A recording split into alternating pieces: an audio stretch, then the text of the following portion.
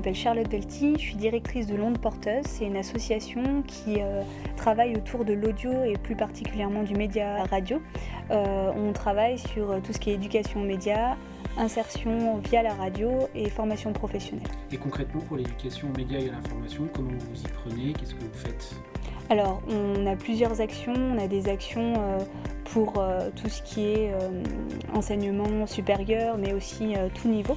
On a des actions qui permettent en fait de développer des projets autour d'une journée, par exemple, où on travaille avec des élèves de tout niveau, mais on peut aller jusqu'à faire des podcasts avec eux, travailler sur tout ce qui est fausses informations, et aussi imaginer comment accompagner une classe ou un professeur sur la création d'une web radio.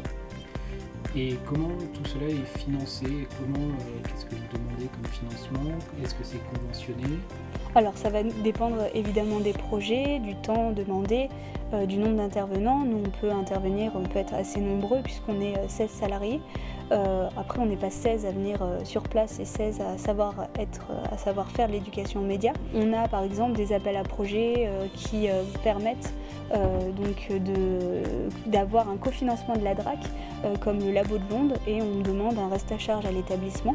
On a aussi des projets qui sont comme de la production de podcasts, comme on a un podcast autour de l'éducation aux médias qui s'appelle Du Biscuit. C'est le ministère qui le produit, en tout cas qui nous aide à le produire. Le Labo de Du Biscuit, c'est quoi concrètement?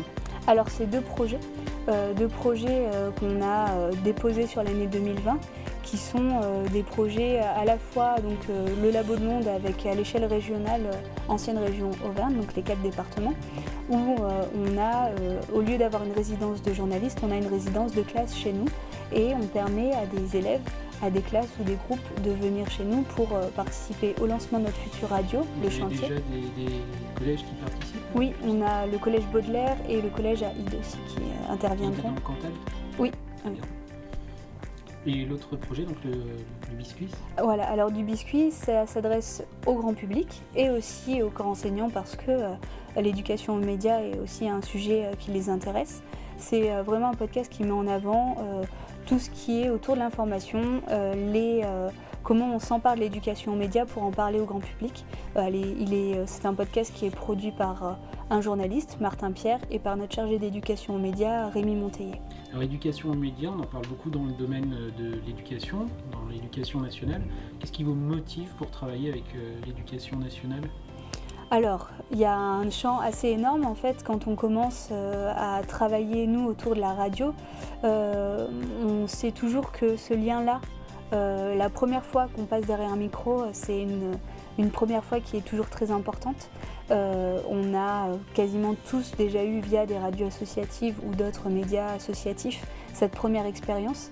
Nous, ce qui nous motive, c'est de se dire qu'on va avoir différents points de vue. On va avoir des jeunes qui vont parler de leur vie, de leur point de vue à eux, de la manière dont ils absorbent l'information, ce qu'ils comprennent, leurs problématiques à eux. Et ça, c'est très important parce que souvent, on est dans une relation où ils subissent les médias, ou en tout cas, ils ont des médias.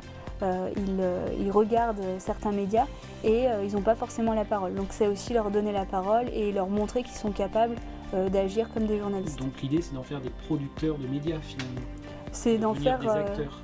Des acteurs en herbe, et surtout qu'ils soient sensibilisés, qu'ils comprennent que quand on passe derrière un micro, il y a de la préparation, c'est pas si simple, mais aussi qu'on peut s'amuser grâce à ça et découvrir des compétences auxquelles on n'avait pas Découvrir accès. Et prendre confiance en les journalistes aussi?